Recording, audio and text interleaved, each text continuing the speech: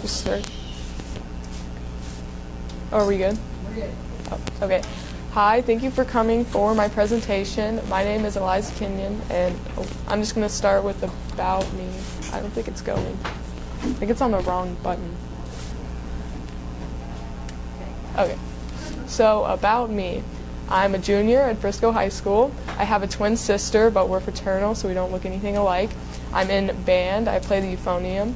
I'm learning Spanish through school and Russian through a private teacher, and I really like traveling.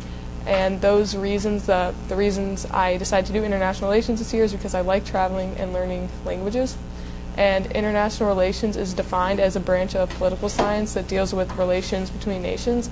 And typical careers for that area are with the Department of State, like working as a foreign service officer or as an ambassador or diplomat. And also you can work for the UN or in private sectors or work for the Department of Defense. But after researching a bit, I decided that the Department of State sounded the most interesting to me. And then so for one of my research assessments, I decided to research the career areas in the Department of State. And I found out that there are 5 tracks. The first is consular officer, and that's basically immigration services and visas and all that kind of stuff. Economic officer works with businesses in foreign countries, and you kind of manage looking for different areas where American businesses could thrive internationally. Management officers run embassies and consuls, and they also manage any real estate that the U.S. has in that country. Political officers advise our government on the best steps to take to work with the other country's government. They also work with international organizations that we're not affiliated with, such as the European Union. And public diplomacy officer works with the media and people internationally to basically make America look good. After doing this, I decided to do a research assessment, another research assessment over communication and skills I would need when working with other cultures and different people. And I found that there are 6 main things you need to look out for that could be different country to country. The first is verbal and nonverbal communication, so basically how you hold yourself, posture, body language, and then speaking at different volumes and at different tones could be considered offensive place to place or normal. The second is conflict solving. Basically, do countries like outright solving problems, or do they like to do it in private? The third is completing tasks. In America, we kind of just want to get it done, but in other countries, they like to focus on learning about the people that they're working with and to see who would best be able to do what part of the job. Fourth is decision making. In America, we go by majority. In a lot of countries, they go by unanimous decision, which would be a lot more difficult to manage. And then also there is, in other countries, more emphasis placed on individual decisions. So the individual people making decisions, not exactly unanimously or majority. The fifth thing about communication is disclosure. Basically, depending on where you are, people might want to hear more about your life, or they might not really care about your personal life and might think it's weird if you start telling them all about your personal life. The last one is validating knowledge. Basically, different places, like some countries like to look at past events to see what have worked, and other countries like to look at the future to see what new possibilities could happen. And I just think it's important to know these things so that you know how to work with different countries and communicate with them so that they can understand you and you can understand them, and that way you'll be able to solve problems a lot better. Those were 2 of my research assessments. I did 3 more, one on Russia and Ukraine, one on Kenya, and then one on an ambassador, so I could hear about what his daily life is kind of like. But I didn't want to include all of them because I wanted to have more time to talk about other things such as interviews. So I did my 5 interviews, and they were really interesting because no 2 people I interviewed had the same job. Basically, this list is just something like all the tips they told me I compiled into a list to see the most important things I need to work on for the future. The first is that you have to be a good writer because you're going to be writing emails, a lot of reports on what you've done and proposals and all that kind of things. You also need to understand the culture you're working with, which kind of goes along with the last thing I said in my last slide. You have to like traveling, of course. You have to like people because you're going to be working with a lot of them. You have to be able to negotiate and problem solve because that's basically what the job is. You have to be decent at public speaking depending on what area you're going into. You also have to have good time management skills, but that kind of goes along with every job. Another assessment that I just wanted to talk about was the UNT visit. Basically the class I visited and what I learned.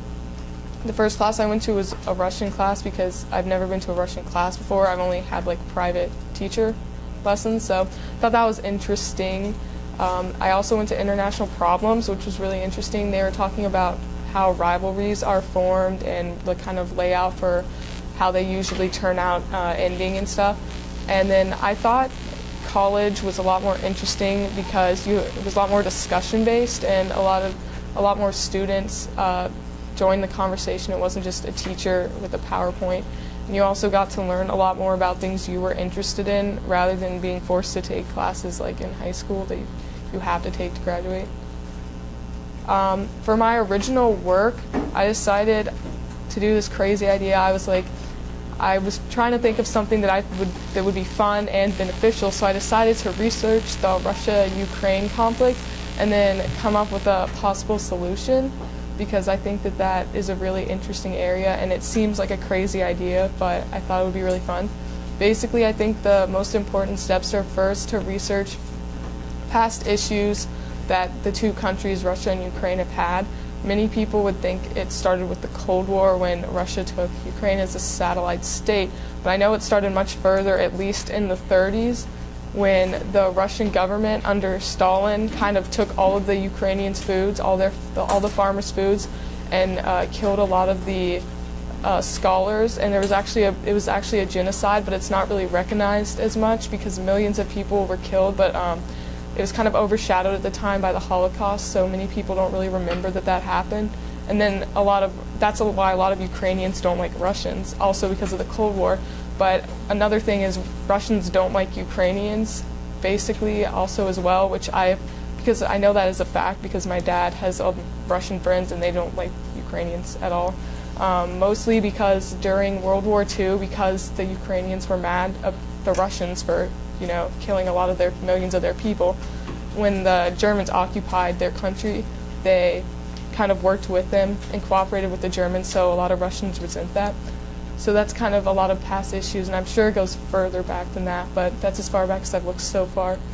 And then after that, you have to look at the current governments of each country. Right now, the Ukrainian government was kind of unstable for a while because they threw out their president and sent him to Russia because he was siding with Russia instead of with the West, which they wanted to do.